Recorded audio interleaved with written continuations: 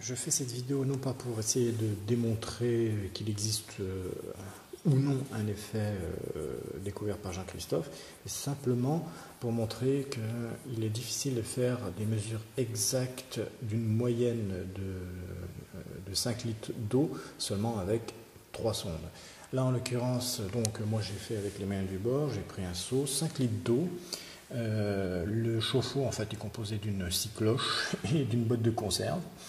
Là j'ai mesuré la puissance qui se situe autour de 2 kW, donc même un peu supérieure à celle utilisée par Jean-Christophe.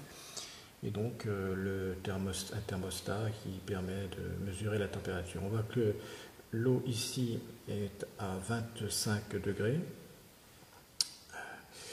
et 25, presque 26 d'ailleurs. Le but étant de démontrer que l'eau, même si elle est à 100 degrés au-dessus, donc à ce niveau-là, une fois remuée, eh bien, on n'aura certainement pas les mêmes valeurs obtenues dans l'expérience faite par les thermiciens. Voilà. Donc, je vais brancher. Et je vais utiliser mon compteur DF pour injecter précisément 206 Wh. Alors ça prendra le temps qu'il faut. S'il faut 6 minutes, il faudra 6 minutes. S'il faut 7, 7. Si 8, il faut 8. Voilà.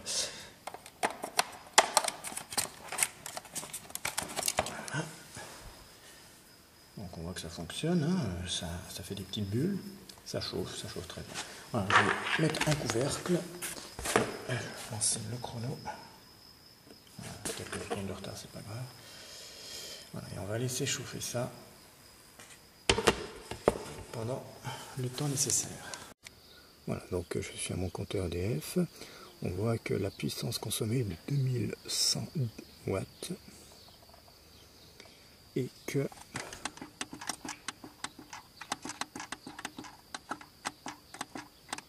voilà. Là, pour l'instant, il y a 54 Wh qui ont été injectés déjà pour l'instant. Donc je vais attendre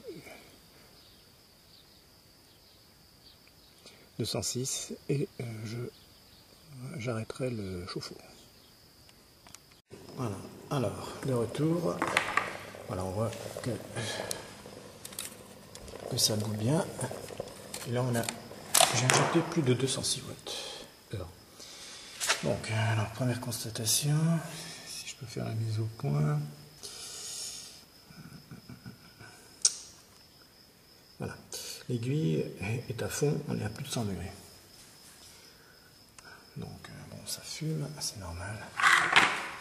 Donc maintenant, ce qu'il aurait été bien de faire dans le test fait par les thermiciens, c'est ça.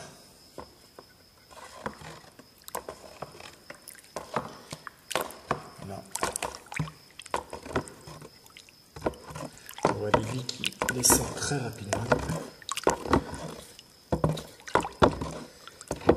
On a mué, et là, on reconnaît 50. On est à l'entour de 55. 54. 54.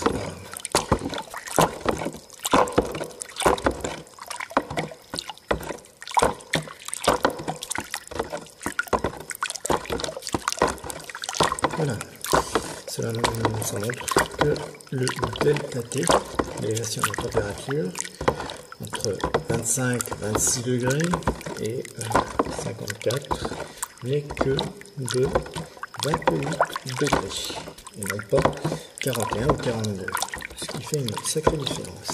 Bien sûr,